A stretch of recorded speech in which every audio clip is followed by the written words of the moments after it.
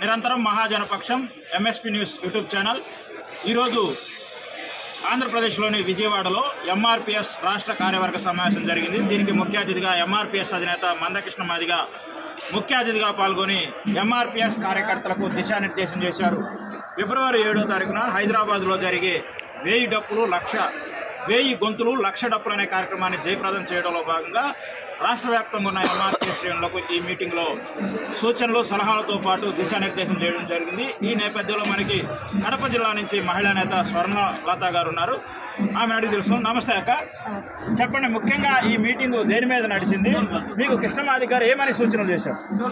ముఖ్యంగా ఈ మీటింగ్ ఫిబ్రవరి 7వ తారీఖున వర్గీకరణకు అనుకూలంగా తీర్పు సుప్రీంకోర్టు ఆగస్టు 1న తీర్పు ఇచ్చినా కూడా కొన్ని వ్యతిరేక శక్తులు అడ్డుకోవాలని చూస్తున్న నేపథ్యంలో కృష్ణన్న గారు జాతిని ఇంకా మేల్కొల్పే దానికోసము మాదిగ జాతి ఒక వృత్తి అయిన డప్పు చెప్పును, ఇది మన కుల వృత్తి, కానీ చెప్పులు ఇప్పుడు అన్ని విభాగాల వారు మాదిగల కన్నా ఎక్కువ షాపులు పెట్టుకొని చెప్పులు షాపులు నిర్వహిస్తున్నారు.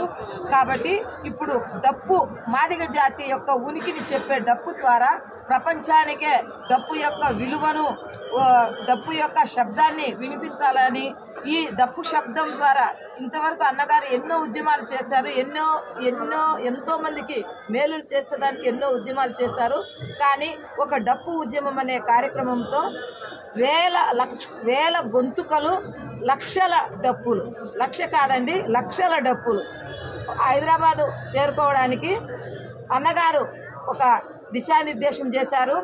మరి ఇప్పటి నుండి మన ఆంధ్రప్రదేశ్లోని కార్యవర్గం అంతా గ్రామాలకు వెళ్ళి ఇంటిని సందర్శించి ఇంటికి ఒక ప్రతి మాదిగ పల్లెలోని ప్రతి కుటుంబానికి డప్పు కొనిపించే విధంగా కానీ, వాళ్ళకై వాళ్ళు కొనుక్కునే విధంగా కానీ, లేకపోతే ఇతరుల సహాయం ద్వారా ప్రతి మాదిగ పల్లెలో ప్రతి ఇంటిలో డప్పు ఉండాలి. ఆ డప్పు సంకర వేసుకొని గ్రామాల నుండి, జిల్లాల నుండి, మండలాల నుండి, మరి ఆంధ్ర రాష్ట్రం నుండి తెలంగాణ రాష్ట్రానికి అందరూ డప్పులతో సంకతో ఫ్యామిలీలందరూ పోవాలని అన్నగారు దిశానిర్దేశం చేశారు.